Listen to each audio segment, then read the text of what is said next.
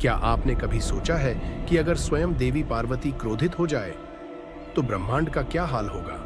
कहते हैं जब उनका धैर्य टूटता है तब समय भी रुक जाता है, दिशाएं कांप उठती हैं और स्वयं मृत्यु भी उनके चरणों में शरण मांगती है।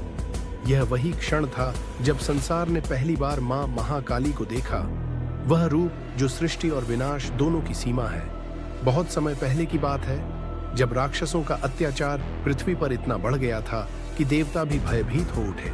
उस समय दैत्यराज रक्तबीज ने अपनी शक्ति से तीनों लोकों में आतंक फैला रखा था। उसकी एक विशेष वरदान थी, उसकी हर बूंद जो भूमि पर गिरे उसी से एक नया रक्तबीज जन्म ले, मतलब उसे मारना असंभव था। देवता बार बार युद्ध करते पर हर प्रहार के साथ उसके लाखों रूप पैदा हो जाते। आकाश में रक्त का सागर था और पृथ्वी राक्षसों की भीड़ से कांप रही थी। तब देवताओं ने सहारा लिया मां दुर्गा का। मां दुर्गा ने अपनी सेनाओं के साथ युद्ध छेड़ दिया। सिंह की दहाड़ से दिशाएं गूंज उठी, तलवारें चमकने लगीं और हर वार के साथ रक्तबीज की सेना बढ़ती चली गई। देवता निराश हो गए क्योंकि हर बूंद एक नया राक्षस बन रही थी। तब मां दुर्गा ने अपनी आंखें बंद की और भीतर से एक आवाज आई, अब समय आ गया है, अपने भीतर की शक्ति को मुक्त कर दो। उनके शरीर से एक भयानक प्रकाश निकला और उस प्रकाश से प्रकट हुई मां महाकाली। नील वर्ण शरीर, बिखरे हुए केश, गले में खोपड़ियों की माला और हाथों में त्रिशूल, खड्ग और कटे हुए सिर। उनकी आंखों से आग निकल रही थी, जीभ लाल थी जैसे जलती हुई ज्वाला। धरती कांप उठी, देवता झुक गए, समय ठहर गया। यह कोई सामान्य रूप नहीं था, यह विनाश की देवी थी, साक्षात शक्ति का विस्फोट। रक्तबीज ने जब उन्हें देखा तो पहली बार उसके मन में भय जागा। उसने अपनी सेना को आदेश दिया, उसे रोक दो, चाहे सृष्टि ही क्यों न मिट जाए। पर यह संभव ही नहीं था। काली आगे बढ़ी, उनकी हंसी ने आकाश को चीर दिया। हर कदम पर पर्वत कांपने लगे और जब उन्होंने अपनी तलवार उठाई, हजारों रक्तबीज एक ही वार में ढेर हो गए। लेकिन हर बूंद जो गिरी उसने फिर जन्म लिया। धरती पर रक्त की नदी बहने लगी। देवता फिर चिंतित हो गए, मां यदि एक भी बूंद गिरी तो अनंत रक्त बीज हो जाएंगे। मां काली मुस्कुराई, उनकी जीभ लाल अग्नि की तरह बाहर निकली और उन्होंने कहा, अब कोई रक्त नहीं गिरेगा, अब हर बूंद मेरा आहार बनेगी। इसके बाद जो हुआ वह कल्पना से परे था।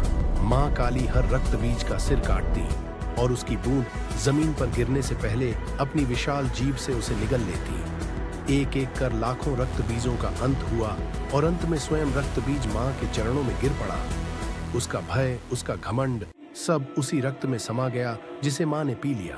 क्षण भर में युद्ध भूमि शांत हो गई। सिर्फ मां काली का स्वर गूंज रहा था, जब अन्याय अपनी सीमा पार करता है तो मातृशक्ति उसका अंत करती है। देवताओं ने हाथ जोड़कर प्रणाम किया, पर मां का क्रोध अब भी शांत नहीं हुआ था। उनकी आंखों में अग्नि थी और वह तांडव करने लगी।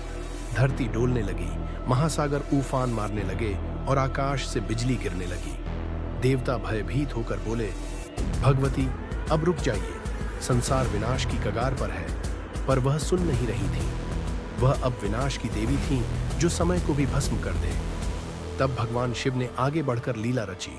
वह युद्ध भूमि में आए और मां के सामने लेट गए। जब मां ने एक और कदम उठाया, वह कदम सीधे शिव के वक्ष पर पड़ा।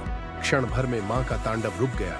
उन्होंने देखा कि वह अपने ही आराध्य पर चढ़ गई हैं। उनकी आंखों से अग्नि नहीं, आंसू निकलने लगे। उनका क्रोध शांति में बदल गया। जीभ बाहर निकली, उन्होंने सिर झुका लिया और वहीं काली का वह दिव्य रूप स्थिर हो गया जो आज भी हम पूजा में देखते हैं। उस क्षण में ब्रह्मांड ने जाना, स्त्री ही सृष्टि और विनाश दोनों की जननी है। वह जब दया करती है तो जन्म देती है और जब क्रोध करती है तो संसार मिटा देती है। रक्त बीज का अंत हुआ और मां दुर्गा पुनः शांत स्वरूप में लौटी, माता पार्वती के रूप में। कहते हैं वह युद्ध कोई पौराणिक कथा नहीं, बल्कि एक संकेत था। जब भी अन्याय बढ़ेगा, जब भी शक्ति को दबाने की कोशिश होगी, मां काली पुनः अवतरित होंगी। क्योंकि शक्ति को रोका नहीं जा सकता, वह सृष्टि के हर अणु में प्रवाहित है। और अगर यह कहानी आपको भी उतनी ही रोमांचक और शक्तिशाली लगी तो लाइक कीजिए, सब्सक्राइब कीजिए, क्योंकि हर बार जब आप यह बटन दबाते हैं, आप मां की शक्ति को और आगे पहुंचाते हैं, उस सत्य को जो कहता है कि असुर चाहे कितने भी बढ़ जाए, अंत में विजय सदैव शक्ति की होती है। यह कहानी सिर्फ एक युद्ध की नहीं, बल्कि शक्ति के जागरण की कथा है। जब पार्वती ने महाकाली का रूप धारण किया, तब उन्होंने सृष्टि को यह सिखाया, शक्ति को कमजोर मत समझो, वह मुस्कान में भी है और विनाश में भी।